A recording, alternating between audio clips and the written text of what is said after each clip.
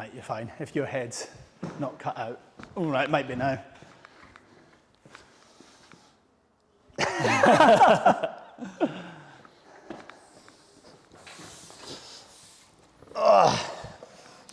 Right, let's do it. Hello. We look like we're news presenters. I know we do, don't we? Welcome to episode 1 of Building MHEC. My name's Dan Hancock and I'm the founder of MHEC. I'm Ben Lewis and I'm Business Operations Manager at MHEC. So we've decided to do something. Do you want to let people know why we're doing this? Okay.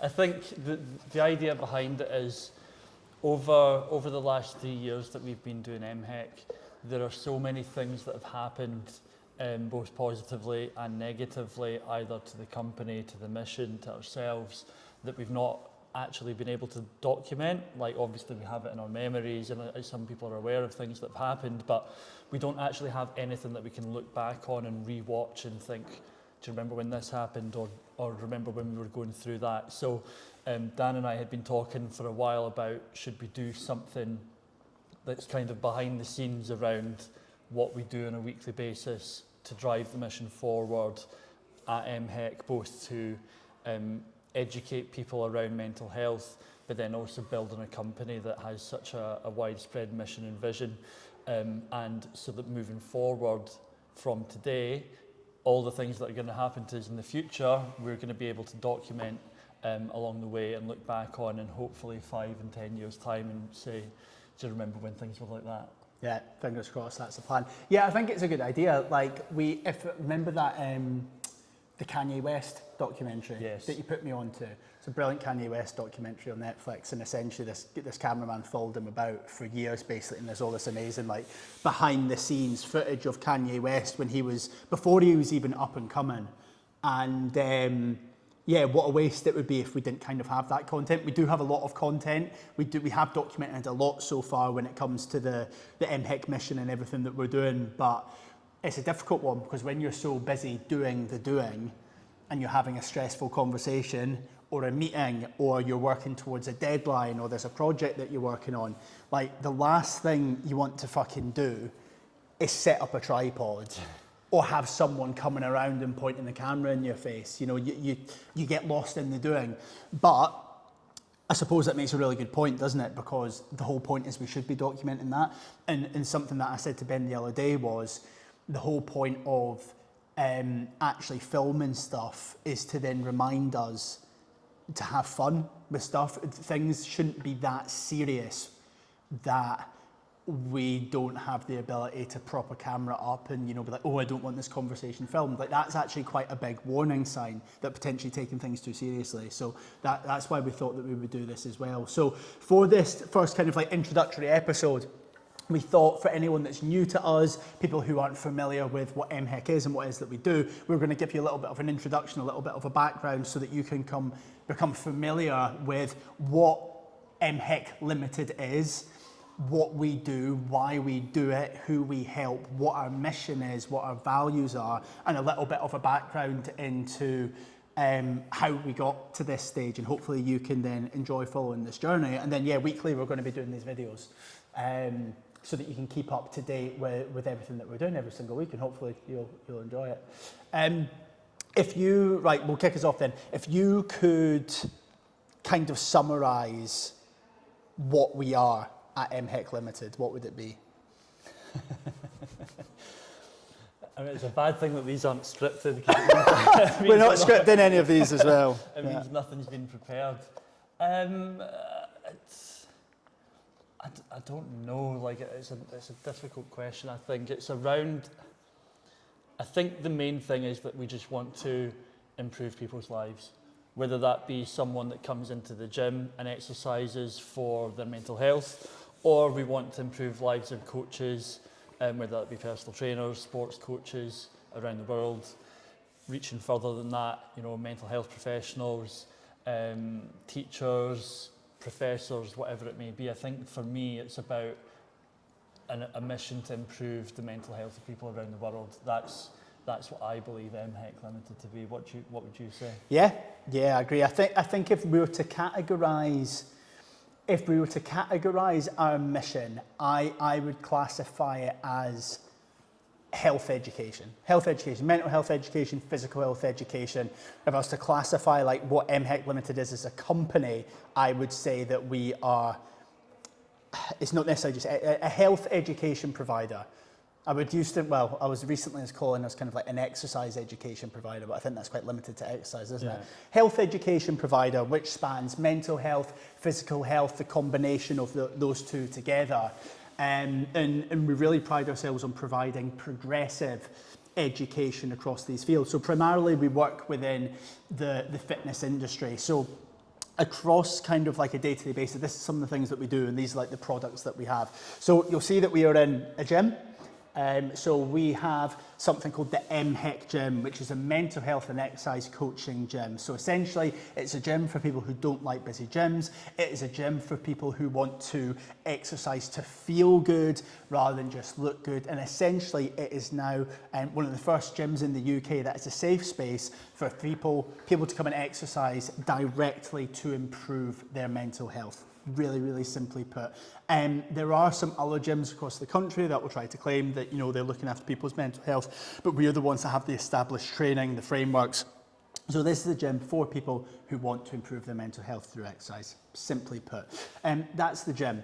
The program that we offer in this gym, we also offer virtually as well. So we offer it online. We've been able to kind of replicate the environment that we get in this gym and sell it as a program, which you can do from home, you can do it outdoors, because we appreciate that a lot of people who follow us aren't based where we are, even though our goal is to have gyms scattered all across the country soon. And also some people are still, obviously a big part of their mission is to get people into gyms, but some people are just fucking terrified of gyms. Simply put, some people are terrified of gyms, or who maybe just don't even want to exercise in a gym, who maybe want to try, you know, a new sport or want to exercise outdoors, exercise with friends in the community. So we've created a virtual fitness program that people can complete anywhere in the world, again, to improve their mental health through exercise. Now, that's great and it's fantastic, and that means that, you know, we are targeting individuals all around the UK who don't find exercise accessible and who don't find mental health support accessible. Now, that's great and it works really, really well.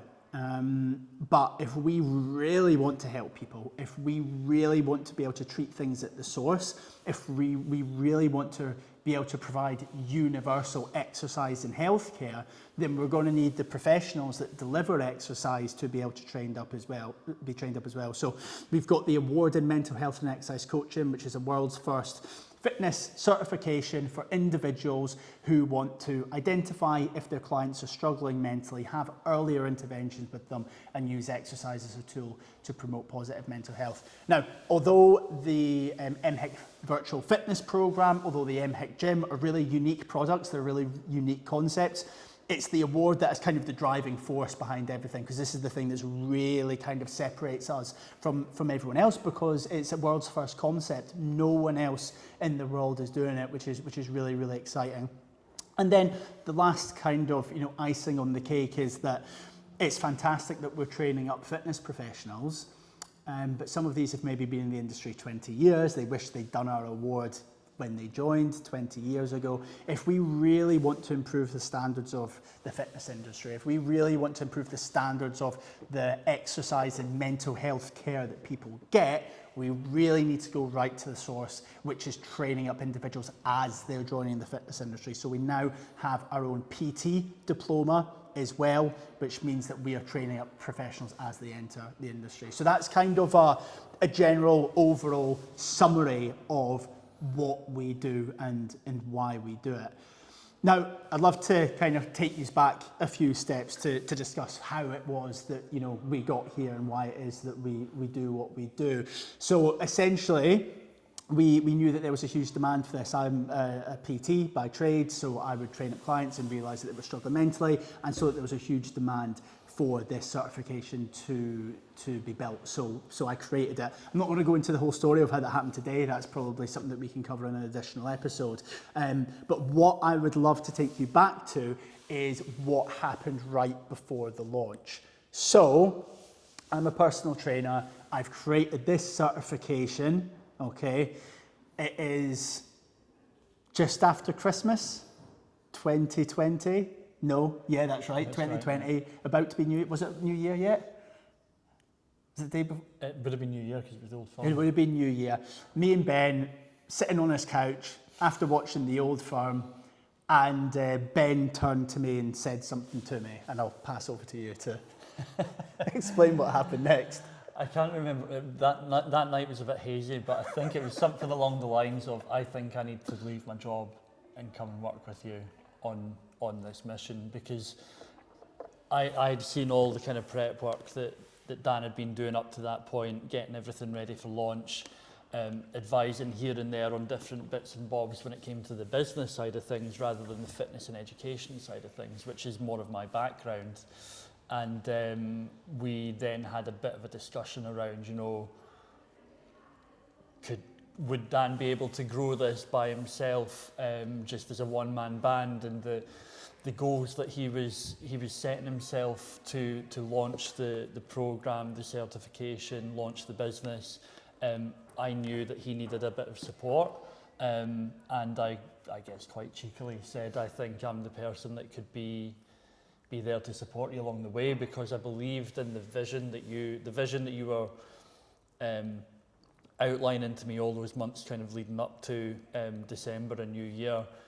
I could just see where it was going. I could just clearly see where this would be able to fit in the industry, how transformative it would be for people working within the industry, but not just the people working in the industry, but those people that come into gyms, studios, health and fitness centres, leisure clubs, whatever that may be.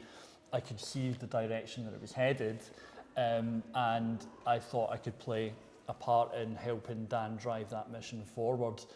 Which led to me saying, I think I need to leave my job, and having that conversation with you. But when we had that conversation, what were your initial thoughts when you first kind of heard me say that? You know what, it's such a funny thing, because we've chatted about this before, and I've kind of like said to you how I don't think I took it for granted. I don't think that's the right word. I just don't think that I fully understood the magnitude of what was going on. I think because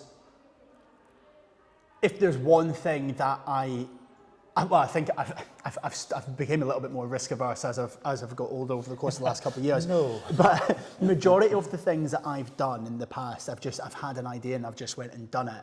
And I've not cared about what anyone thinks. I've not cared about failure. I've just thought yes, and it's just made sense in my head. And I'm very kind of instinctive and intuitively would do stuff like that.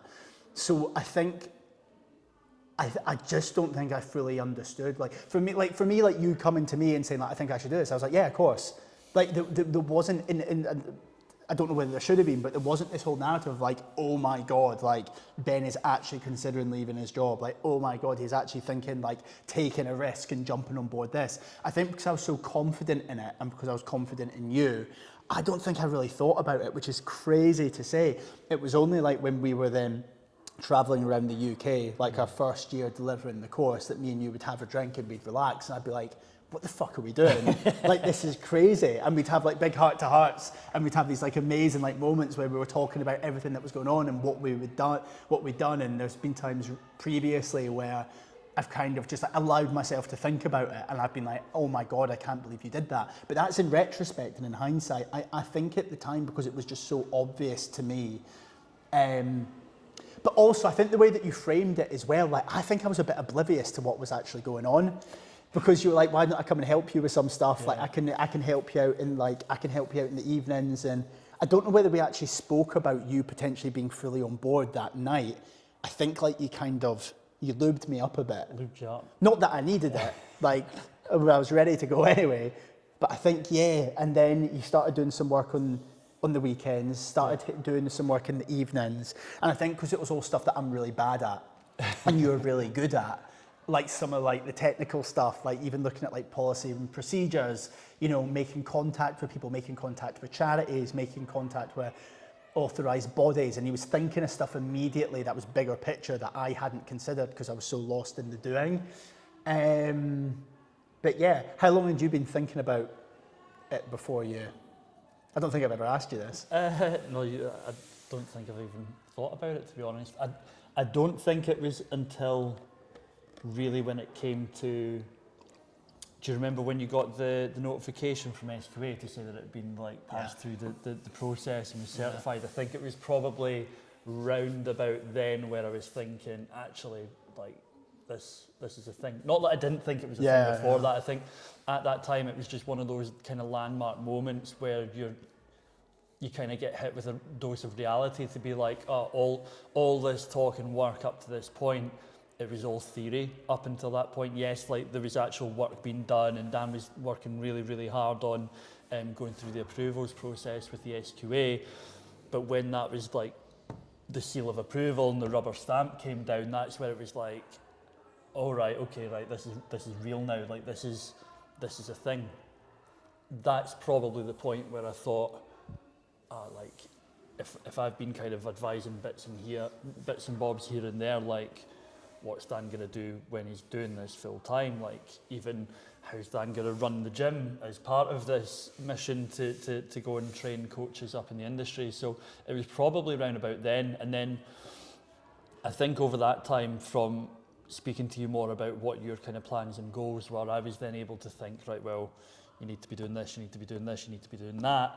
And when we were having those conversations, like, I kind of defaulted into, well, I need to do that. I need to do that to help you. So I think initially it was like, I'll help out in the evenings and at the weekends when we were doing, do you remember we were doing webinars on a Saturday morning to spread the mission? So that's when it first started. And I think we were very sensible at the start because we both said, right, you're not leaving your job just yet until we know that there is an actual full-time role for you. And I think it was maybe got to February time when the launch actually happened, and then we saw how many people actually signed up initially, where we were both like, oh right, this is thing. I'm gonna, if Dan is gonna get to where he wants to go and he needs more of me, how do I create more of me that isn't just evenings and weekends? And that kind of then turned into, well, there's probably a full-time job here. Yeah, I'm trying to like put myself into the position I was in then, because it's a bit of a blur. Like it genuinely is like a bit of a blur. Like it just kind of happened, and I'm kind of like, I'm frustrated at myself because I wish I'd kind of really like appreciated more what was going on. But I think I was just taking it in my stride. I think as well I was really naive to the workload and what they need to do, because I'd obviously been in a personal trainer mentality where you're working every single day, all hours of the day, you don't have any support, you do everything yourself, to then opening a gym where I did the exact same. I hadn't even hired any staff at this point. No, I had brought in a couple of staff at the gym, but I was used to doing everything myself. And not only running the gym, I'd created a corporate wellness company and then a community interest company that offered free exercise sessions for people who are struggling with their mental health, and those hadn't really grown substantially because I was obviously doing them. But I think because I was doing those then alongside the gym, I probably naively thought that I could go and do this on my own as well. Until then Ben came on board and was like, right, you need to do this, you need to do that. Have you done this yet? Have you considered that? And I was like, holy fuck, no, like I haven't. And then it just kind of just grew and evolved from there. So I think the turning point was we went to launch the award, and we basically had a pre-sale offer where we were selling it for 50% off. And I remember that morning, it was one of the craziest days of my life. Like probably, if I was to think about all the days that we've even had since, I think that was probably one of the, I can't describe what that day was like, but essentially we sold out the pre-sale that morning. I even remember you sending me screenshots, so it was like another one, another two, like another one, and there was three, and it was like, oh my God, like people can see this. Like it wasn't just what we've like spoken about and what you had created. There were actually people that were willing to then buy it at that point for the name of it, which I thought was really special as well.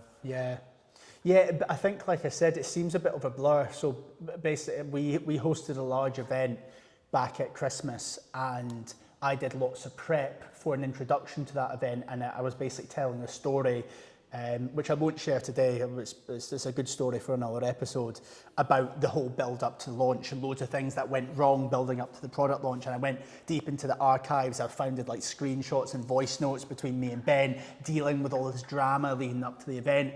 And then I found loads of old textbooks where I'd written loads of stuff to do with launch, and found old screenshots of like audience analysis and kind of like pipelines that we'd built for advertising and growing our audience, even like market research. And I can't remember doing any of that. Oh. I can't even, I found a document that was basically gathering loads of information about where loads of different people were based to do the course. I can't remember doing all that. You know what it is? I think it's because I learned all of that really early on and it happened really fast. And then because we got so involved in the delivery, we took a step away from doing ads and things like that just to focus on marketing organically. So we maybe stopped doing some stuff like that. Yeah. And then because we came back to it again, I maybe forgot that we'd actually done all of that from the start. So we launched the award, and over the course of the coming years, me and Ben travelled around the UK delivering the course in person. Which was probably the most fun that we've ever had. It was amazing. I wouldn't hurry to do it again. No. But no, it was amazing, and I think even now, like reflecting back on it, I don't think we would be where we are today if we actually hadn't went out and hit the road and went out and met so many people up and down the UK, and of course over in Ireland as well. Yeah, so in the first year, we delivered the award in mental health and exercise coaching in person. We hired staff who started to run the gym for us and the online fitness program. And in our first year, we trained up 200 fitness professionals, including some kind of like sports coaches, some mental health professionals. It was absolutely amazing. And that kind of set the tone for moving forward. Again, we've got so much that we can probably tell you when it comes to kind of what that journey was like, but I want to bring you up to speed to how we got to now. I would say that at the end of that year, that was kind of like that was one kind of milestone that we hit. And then we decided to start offering the course virtually instead, because we had to when it comes to kind of growth and scalability. Me and Ben are only two people. We can't travel all around the UK. And at that point, we decided to offer it virtually and grow the team. We've got some amazing team members now. At what point in your head did you think that it needed to be more than just me and you? Very early on to the summer tour. No, I'm joking.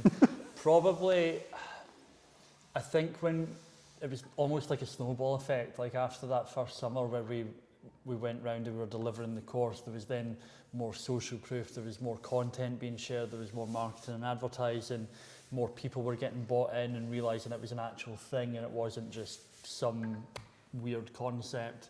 I think at that point when we started planning out the following year's course dates, when we kind of sat down, we said, right, let's be a bit more strategic with when and how we're delivering these courses the following year. And I think it just got to the point where we're thinking, actually, you know what, like we're going to need, for us to properly scale this, we're going to need more staff, more tutors to come in and deliver it either alongside us or completely take over from just you and I delivering the courses themselves, which was really interesting way to kind of view things and be like, right, this is a change that needs to happen and this is the change that needs to happen now. Yeah, 100%. We're going to wrap up in a couple of minutes because someone's just heading to use the gym. It's what happens. Very distracting. It's what happens when you do this ad hoc. So I'll very quickly kind of wrap up to where we are today, and then we'll fill in all the blanks in all the coming episodes as well. So essentially, what happened was we were then able to continue training up coaches. We grew our team. We took on some other tutors. We got still lots of staff within the gym. We got people to even help with like program development. Had sort of people involved in sales and marketing. We had people coming in and starting to focus on partnerships and things like that, and it really started to grow and got really, really exciting. We got a partnership with the gym group, which was absolutely massive. We got invited down to London to be on a podcast with Dr. Alex George, who's the UK's mental health ambassador, which was amazing. And things were just growing and growing and growing and getting really exciting.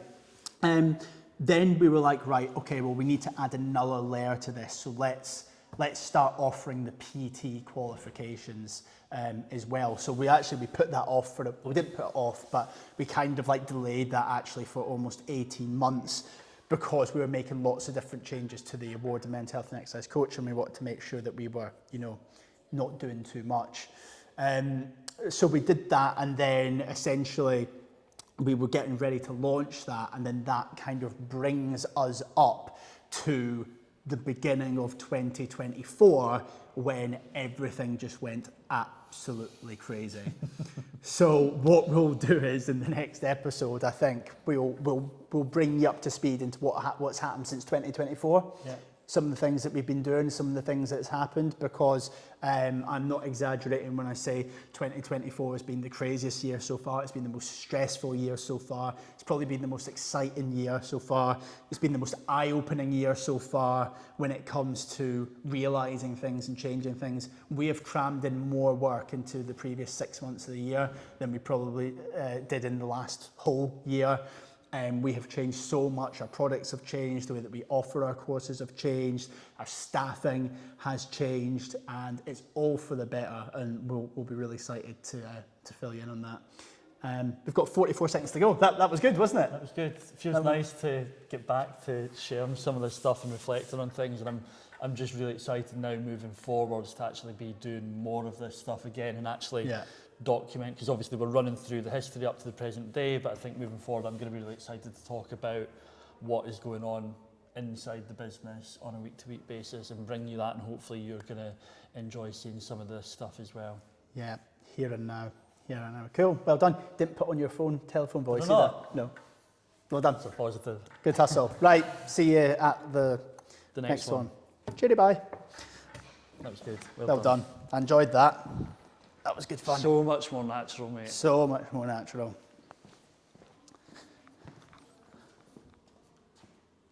I got the timing wrong.